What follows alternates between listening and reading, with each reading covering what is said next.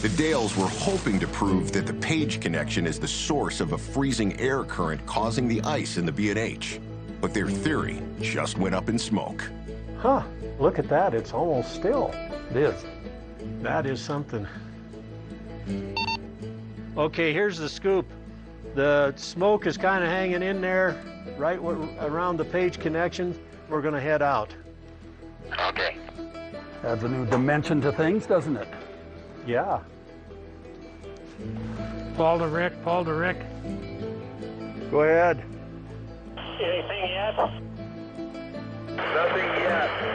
Nothing visible or Detectable by odor. They are out from the mine. We're going down to the camp. Copy.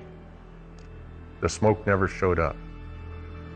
It was a test with a result. It told us something. So in that sense, it was a successful test, but it did not give us the answer that we assumed was there.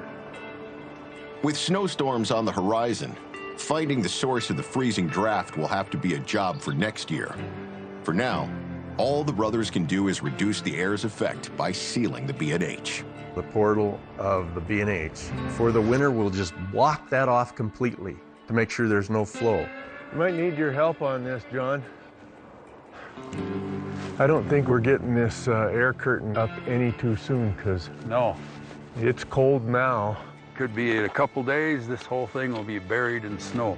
The sooner we get this curtain up and get the air blocked off, the less ice we have to deal with next spring.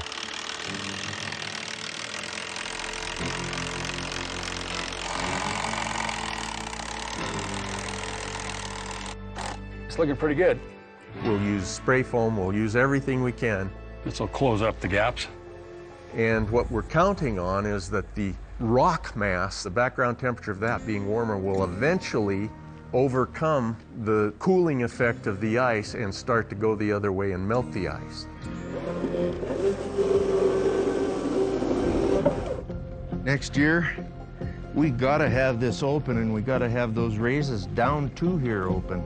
Well, that this is critical to the whole operation, and it accesses probably about $80 million worth of gold.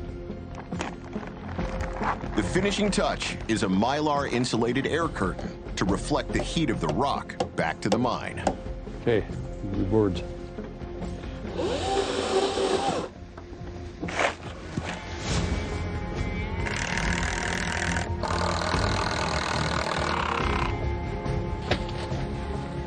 Call it done. The Bear is in. That looks great. I can hear the ice melting already.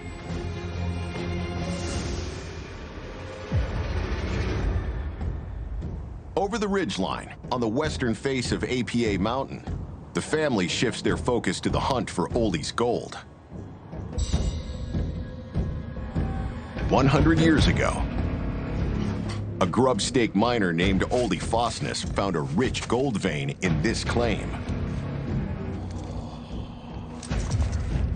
He hid the gold from his employer, hoping to mine it for himself, but died before he got the chance. Oldie shared the location of the gold with the Dales' grandfather, and the family has been trying to buy the claim ever since.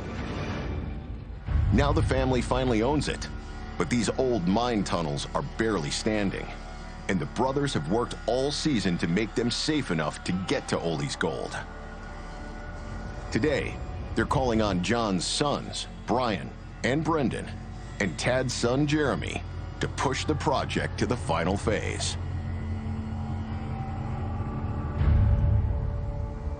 Brian and Brendan and Jeremy, it's really great to know that that generation, that they take that interest, just like we have, and they're willing to do anything, and they got strong backs, and they're young and vibrant, and they're energetic, and they're upbeat and positive. Between the three of them, they pack a lot of punch.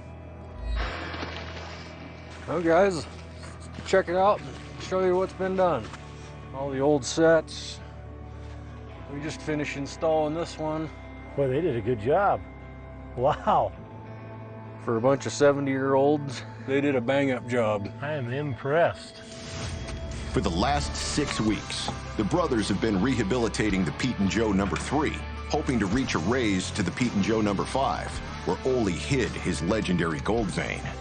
The Dales estimate that Ole's gold vein is worth $1 to $2 million. They hope to use that money to fund the larger mission of mining the feeder system of gold at the heart of the Gulch. But 2 weeks ago, their quest to reach the raise stalled out. Golly, that dang mud is, I bet it's over a foot to track level, huh? This timbers are taking weight. There's a big slab above my head trying to get through this mud, and it's pulling my boots off and they're hooked to my pants. Just get the heck out of here. A rock pile has formed a dam, turning the back half of the tunnel into a subterranean bog. The Dales are determined to drain it and reach the raise before winter chases them off the mountain. One of the main objectives for the rest of this, while we can still get up here this year, obviously we need to get rail. That's kind of what we're going to be doing here, so we can get the car on the track and start mucking so we can get that water draining. Sounds good. The plan to clean up the sill in number 3 is going to require a mine car. It's just too far to pack it in and out in a shovel and a wheelbarrow. It's a rough bottom, so we're gonna have to get a mine car up there. But this old rail is rusted clear through. So absolutely we're gonna have to replace some rail. What's the first order of business? We need to get that rail stood. There's 2 ties on the end of this rail that needed to be dug out and reset, and then we can carry that out. No time like the present. Standing rail means to level the ground beneath the tracks.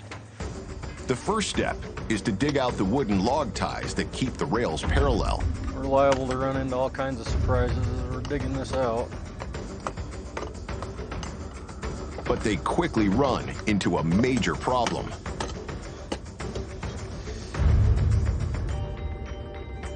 This side's, it's hard. Ridiculous. Ridiculous hard. The sill is frozen solid. Harder than hell. Yeah, that freezing temperatures we had. What was the lowest? I think minus 16 was the lowest I saw. We're fighting a losing battle here. We aren't gonna get that digging through this frost. No.